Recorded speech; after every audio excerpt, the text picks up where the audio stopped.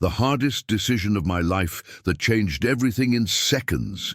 I never imagined my life would be turned upside down on a day that was supposed to be one of the happiest.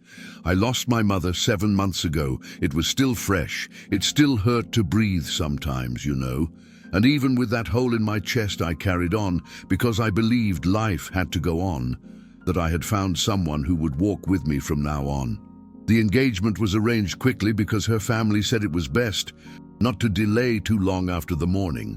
In my innocence, I accepted everything because I trusted her. I trusted that they were respecting my grief. I trusted that my mother would be happy to see me moving on. My name is Daniel, and I was blind. I didn't see the signs. And that night I saw everything with such brutal clarity that it felt like a beating in the chest. The party started out normal, with that forced joy you always see at family events. I tried to smile, tried to distract myself, tried not to think about how much I wished my mom was there. I remembered the times she'd tell me to choose someone who would add value, someone who respected my values. And there I tried to convince myself I'd chosen right. But things went downhill when the toast started. Her uncle, already half drunk, started making stupid jokes, calling my mom a fake saint, saying she helped others just to show off. I froze. I looked at her, waiting for her to interrupt, to say something. Nothing. People laughed, more jokes. Each sentence was like a knife spinning inside me. I knew right then and there that my life was going down the drain and that I needed to do something. I wanted to be polite, to keep my cool, you know, but my head started to spin because I knew everything my mother had done for that family. When her father had trouble at work, it was my mother who gave up our belongings to help. When her mother needed expensive surgery, it was my mother who ran after doctors, who lent money without ever charging back. And now they were mocking her memory. I got up from the table without even realizing it, my heart pounding so hard I could only hear the noise inside my head. I was shaking with anger, with disappointment. It wasn't just the jokes, it was her silence, the way she lowered her head as if it were normal. I knew at that moment that I wasn't going to stay there, but I needed to speak.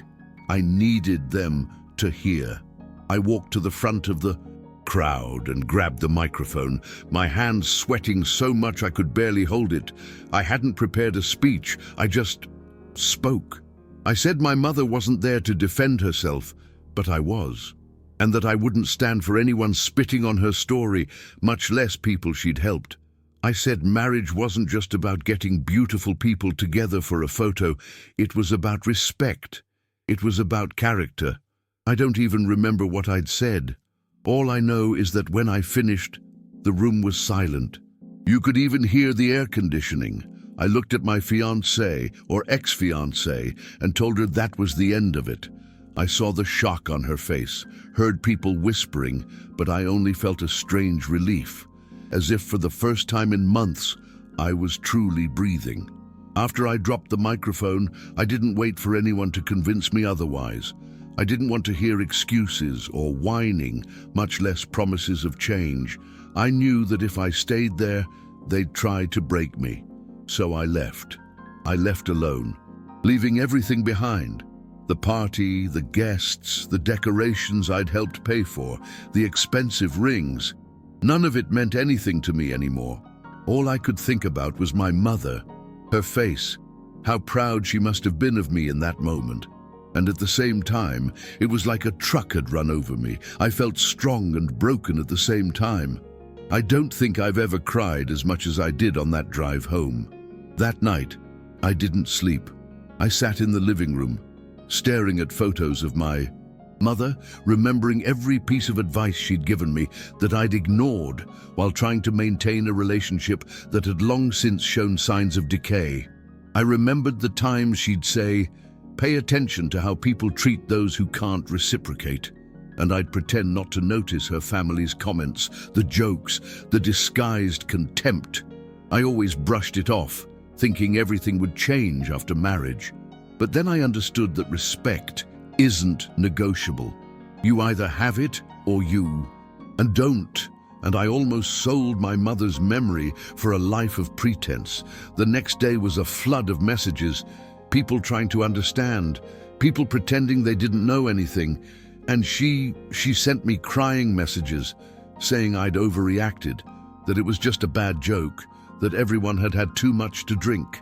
But I didn't want to hear any more lame excuses.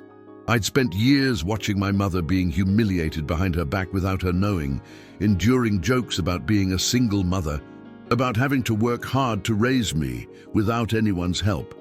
And I let it all go because I thought it was a family thing, that the important thing was the love between us. But that engagement was like life's final warning, showing me I was wrong, and I chose to listen. The following days were hard, I'll be honest. I didn't feel strong. I didn't feel victorious. I felt broken. I wondered if I'd done the right thing, if I'd been impulsive. But then I remembered their laughing expressions as they mocked my mother, her indifference at the time, and it was as if everything came flooding back. The wound stung, but my conscience was clear. I had to cancel everything, deal with catering bills, return gifts, explain things to acquaintances. It was one of the most humiliating weeks of my life, but each day I woke up alone without that burden. I felt myself slowly rebuilding my own peace. There was a day, I think a week later, when I sat in my mother's room and looked at her things. Those little things no one values.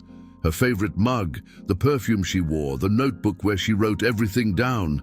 And I cried like a child. But for the first time, it wasn't just sadness, it was also relief.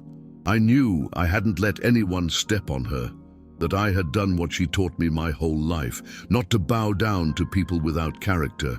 And in that moment, I realized I wasn't lost anymore. I knew exactly what kind of person I wanted by my side from now on. I knew I would no longer compromise my values to fit into rotten environments. After the dust settled, the judgments came, of course. People said I should have been more patient, that marriage was about compromise, about forgiveness. But I don't regret it one bit, because I learned the hard way that there are things we shouldn't forgive, and disrespect for the one who raised me alone, gave me everything they could, is one of them. I saw people disappear, friendships end, people turn their backs. And you know what?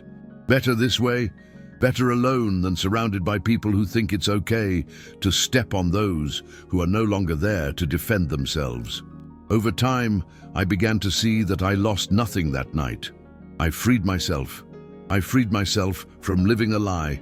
I also had to face my own mistakes, realizing that I was the first to ignore signs, that I often kept quiet to avoid creating conflict, and it was hard to admit that to myself.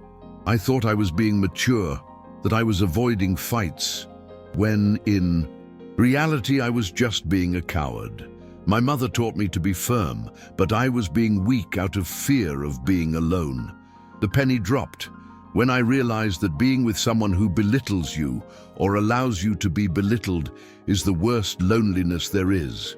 It was painful to accept, but it was also liberating, because from that moment on, I decided I would never again pretend everything was fine just to keep up appearances. The best part is that after I cut everything off for good, my life began to brighten.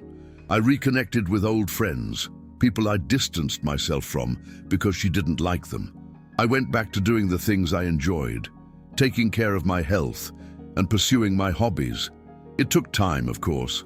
There were still days when the void hit, especially on Sundays, which were days I spent with my mother. But every small victory, everything I did for myself, was a brick in the way of rebuilding my self-esteem. And I finally understood that honoring my mother wasn't just about defending her name, it was also about being the man she always wanted me to be. Someone with the courage to choose the right thing, even if it cost a lot. Many people later said I'd been radical, that I could have resolved things with conversation, that family is complicated. But anyone who's been through it knows it wasn't just a joke, it wasn't a slip-up. It was years of disrespect, years of comments I pretended not to hear, years of adapting so as not to displease anyone. That night was the final straw, and no amount of talking can fix a lack of character. I remember every situation my mother went through in silence, trying to be well-liked by people who deep down despised her. I wasn't going to make the same mistake. And knowing that I'd managed to break that cycle, that I hadn't sold myself for any marriage, gave me a sense of dignity I'd never felt before. The crazy thing is that when we step away from a toxic environment, our heads clear. I started remembering moments I'd previously erased from my memory. Small situations that I now see revealed everything. The way she got angry when I talked about my mother, how she dismissed me when I said I wanted to visit my family, how there was always some veiled comparison. I accepted so much thinking it was nonsense, and in the end, it was just the beginning of what would be a lifetime of disrespect. When I realized this, it was like taking a blindfold off my eyes. I didn't lose a fiancé. I escaped a miserable fate. And that made me feel stronger than I ever imagined I could. I won't lie, I had a tough night after that. I wanted to text, to explain better, to go back just to end that empty feeling. But every time I thought about it, I remembered my mother's face, the nights she spent crying alone, hidden from me, so I wouldn't worry. I remembered the times she told me to never settle for less than I deserved. And it was as if every memory of her pulled me back on the right path. I learned that not all longing is healthy, that sometimes we miss the routine, the customs, but that doesn't mean it was good. And I held on tight because I knew it was the right thing to do. As time went on, I also started attracting other people, people with similar values, friends who truly rooted for me, co-workers who admired my attitude. And this gradually healed my heart. I began to see that respect attracts respect, that when you don't accept being mistreated, you automatically filter out who deserves to be by your side. This changed everything in my life, even the way I approached work and old friendships. I stopped accepting crumbs in any area of my life, and that was the greatest gift that night gave me, the chance to start over cleanly without carrying around dead weight. I also needed to learn to forgive myself. For a long time, I blamed myself, thinking that if I had spoken up sooner, set boundaries sooner, maybe none of this would have happened. But then I understood that everyone has their own time to wake up. And mine was right there, in front of everyone, in the most embarrassing situation possible. But it was. And that was already a lot. I stopped torturing myself with what-ifs, and started focusing on what I could do from that moment on. And look, it wasn't easy. There were days when it felt like I was going backwards, days when I wanted to erase everything from my mind.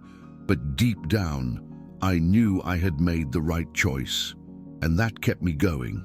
Time passed, and I realized how much I'd lost myself trying to please others. Even the way I dressed had changed to fit into their world, the places I went, the things I did. It was bizarre to look back and see how much I'd lost myself. And when I started reconnecting with myself, it was like rediscovering who I was. I went back to frequenting simple places I enjoyed, talking to people who truly made me feel good without worrying about status or approval. And each little choice was a personal victory. Because I was no longer living to please anyone, I was living to honor who I am.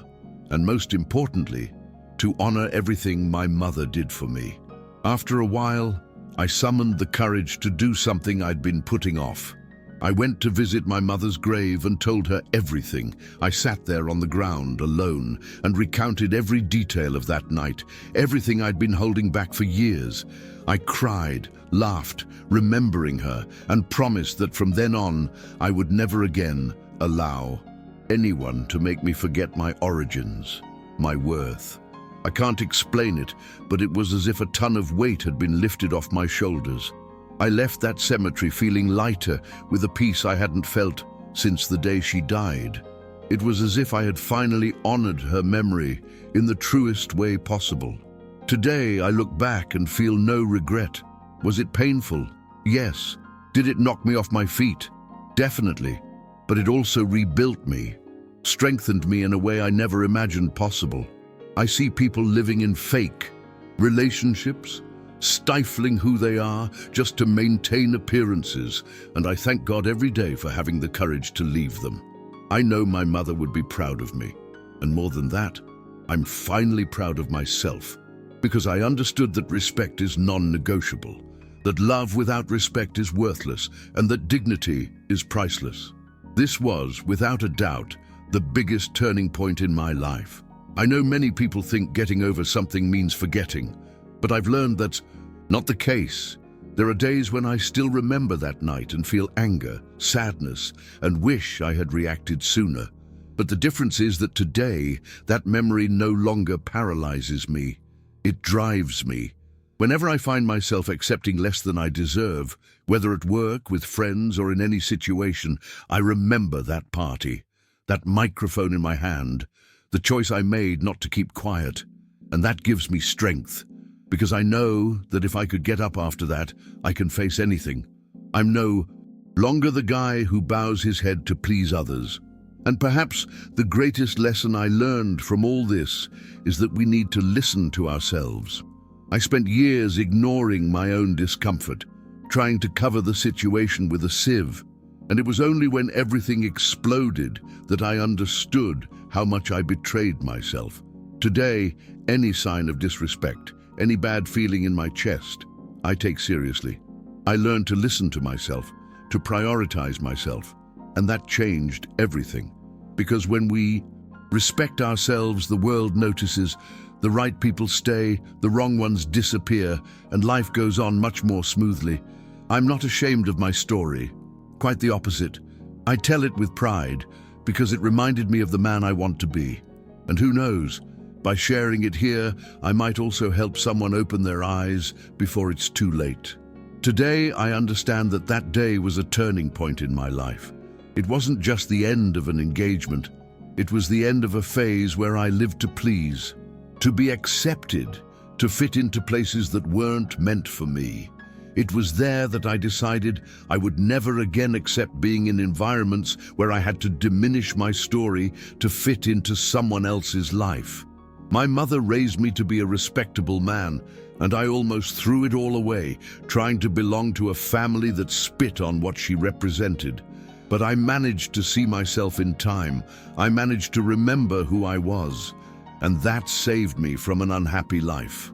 And I won't lie, even today, there are moments when loneliness hits. There are days when I miss my mother so much that it feels like I won't be able to breathe. But when that happens, I remember the strength I discovered within myself that night.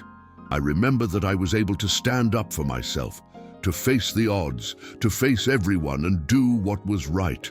And that gives me strength. It reminds me that no matter how difficult it is, I can stand tall, true to who I am and to those who raised me. My mother taught me to walk with my head held high, and that's how I continue, one step at a time, respecting my story, without letting anyone tarnish the memory of those who truly loved me. Today, I can say with certainty that it was the hardest, yet also the most liberating decision of my life. Many people are afraid to cut ties, especially when it involves marriage, when everyone expects you to hold the fort. But I've learned that there are some things we don't have to hold, that if being with someone requires you to endure humiliation, then they're not the right person for you. Life is too short to spend it trying to fix what was born wrong, and I no longer have patience for people who pretend they're joking when they hurt you, for those who disrespect the ones you love and then try to cover up. And I'm leaving this story here because I wish I'd read something like this sooner. Maybe I would have woken up earlier, maybe I would have avoided some pain. But if my story can open someone's eyes, it was worth it. There is no true love without respect. There is no future without admiration. And no one has the right to belittle those who raised you, those who loved you unconditionally. I almost lost myself trying to make it work with the wrong people, But today I know who I am, I know my worth, and I know the kind of person I want by my side. And above all, I know my mother would be proud of who I've become. And that's worth more than any wedding ring.